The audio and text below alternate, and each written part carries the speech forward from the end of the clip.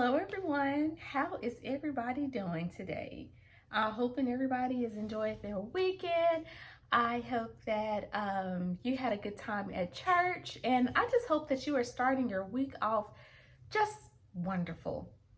So there's been something that's been on my heart to speak to you guys about, and it's probably a touchy subject for some of you guys. I'm hoping no one's triggered by this.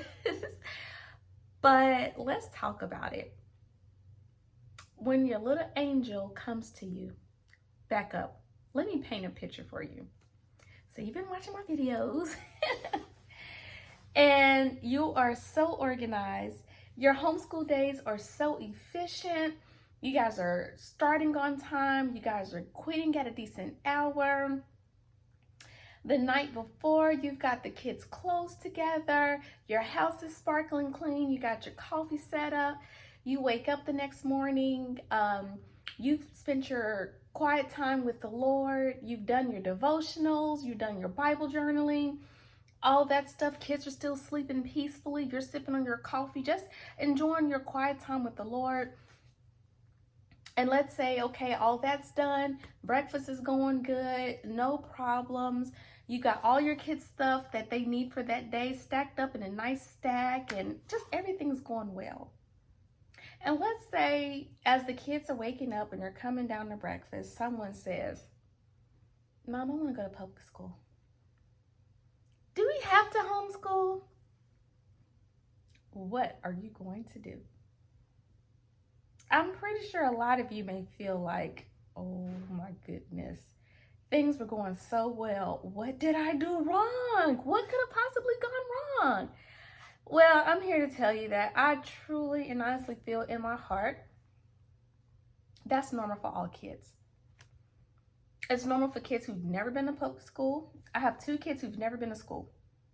I have 1 kid who's been a product of public school. And I hear so much from him. You know, a lot of times he likes to bring his public school ways into our homeschool. Some things I do because I want him to feel comfortable. So some things I do allow him to put into our homeschool. Some things the other kids are totally against. It's just weird to them. They're like, why would we do that? Like, so, but I try my best to make sure everybody is comfortable, even if there are some public school ways added to our homeschool. Well, back when we were in Japan, you guys may not recall, but I spoke on this like in some of my earlier videos, but Elijah started kindergarten.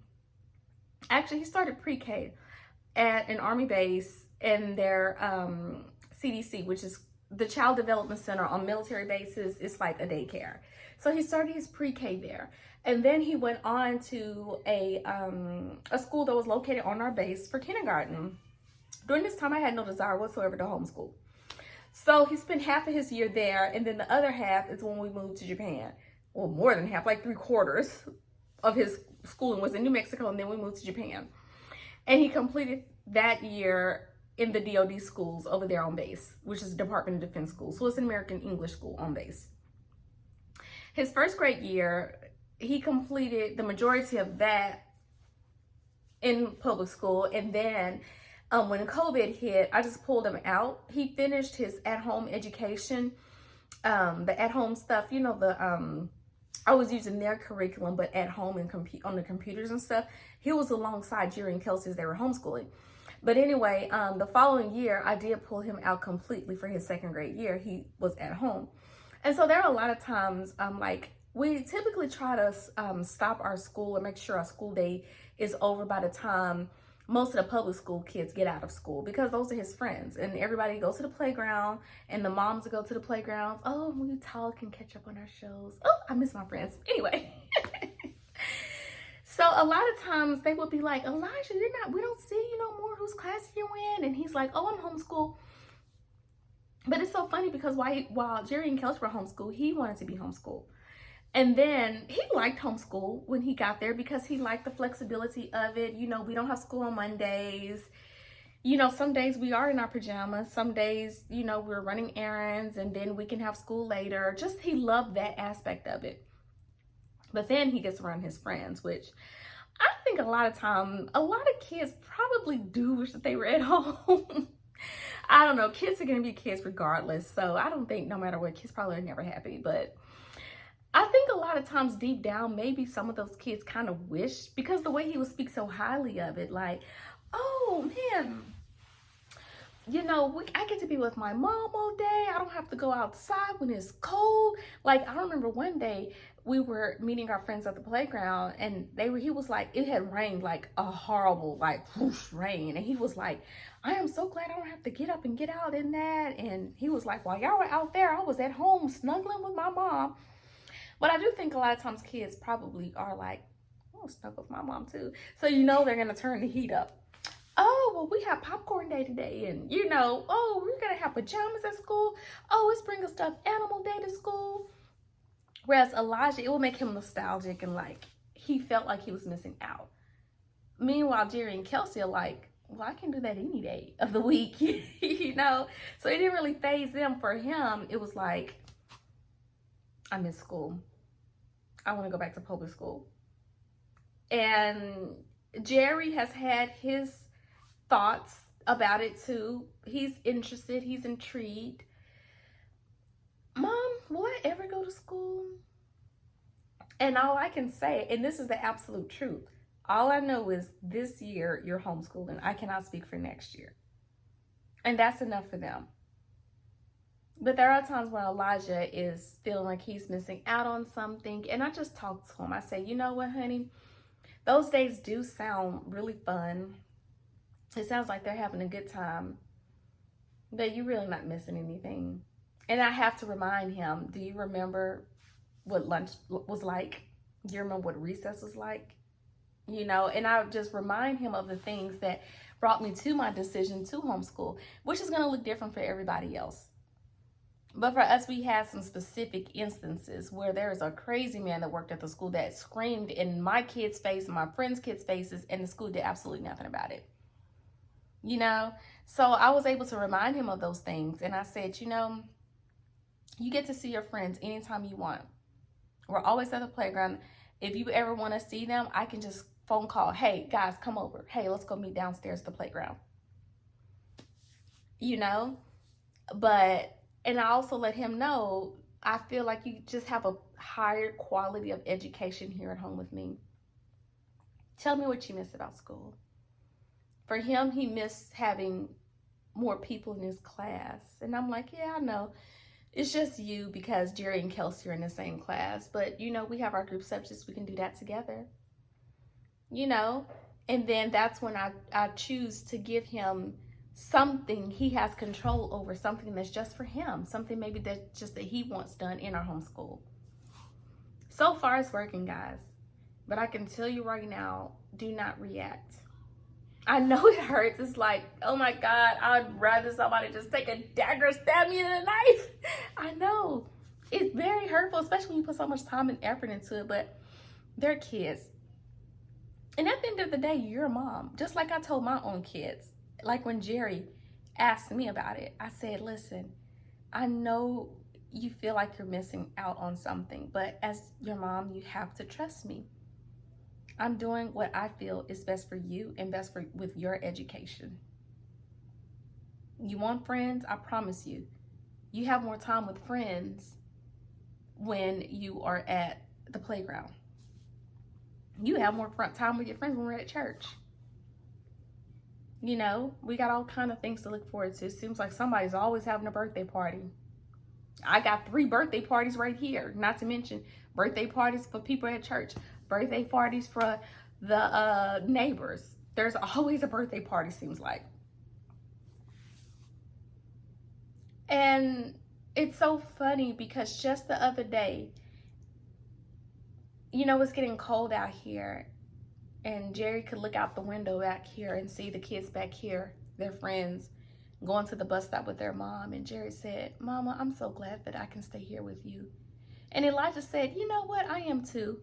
Some days I do miss school, but I really do feel that this is so much better because we have so many different choices. And that was enough for my kids. They were totally fine with that. And I check on them a lot just to see where their head spaces are, and I do when they see stuff on TV and hear about it. When that tragedy, oh my gosh, those sweet babies in Uvalde, Texas, when that massacre happened, oh my goodness, my kids were like, I don't want, no, I'm fine with mama. And I hate something like that had to happen. It just breaks my heart. And it breaks my heart to see my friends whose kids go to school.